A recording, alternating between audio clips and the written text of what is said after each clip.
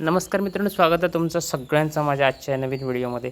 मित्रांनो, मागच्या व्हिडिओमध्ये बघितलं तुम्ही की दांडे मारून आमचे झालेले होते आणि आता आम्ही रिपी मारून हे आता पूर्ण केलं आणि आता आपला काम राहिला इथे पिंगाणी मारूचा. हे बघा, आपले रिपी लावून पूर्ण झालेले असतात आणि ही आपण इथे पिंगाणी लावली आहे. हे आपल्या 2 पिंगाण्यामधलं अंतर आपण ठेवला 4.25 इंच इथे.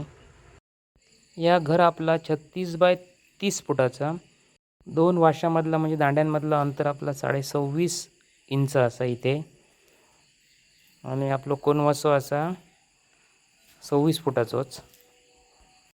या छपरासाठी आपण कोनवाशे म्हणून आयबीमचा वापर केला जे 4-2चे असतात आणि सी चॅनल आपण दांडे म्हणून वापरले.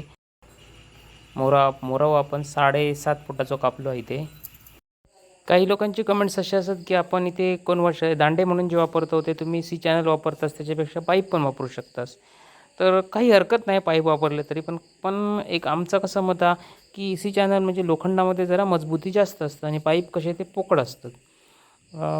उलट आम्ही सी चॅनल आणि आय बीम वगैरे सरळ करतो घन मारून वगैरे, आणि पाईप असले तर तेवढा काम आमका म्हणजे वेल्डर आमका बरा की ते सरळ बिरळ करूक नको, उलट शॉर्टकट काम आहे त्यांका.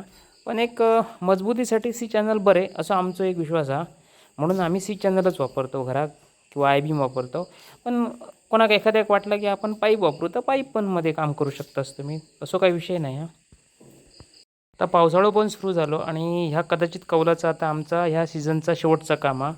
बऱ्याच लोकांना माझी व्हिडिओ आवडतात, खूप लोक व्हिडिओ मनापासून बघतात लांबून वगैरे, म्हणजे बऱ्याच लांबून बीडमध्ये किंवा औरंगाबादपासून वगैरे लोकांनी आमका कौलाच्या छपरासाठी बोलवलं. पण आम्ही एवढं लांब काम करू शकत नाही, त्याच्याबद्दल सगळ्यांची मी दिलगिरी व्यक्त करतो आहे. आणि जे लोक माझी व्हिडिओ मनापासून बघतात त्या सगळ्यांचं मी आभारी. आजचा व्हिडिओ तुमका कसं वाटलं तो कमेंट्स करा, शेअर करा आणि व्हिडिओ आवडलं तर माझं चॅनल सबस्क्राईब करा.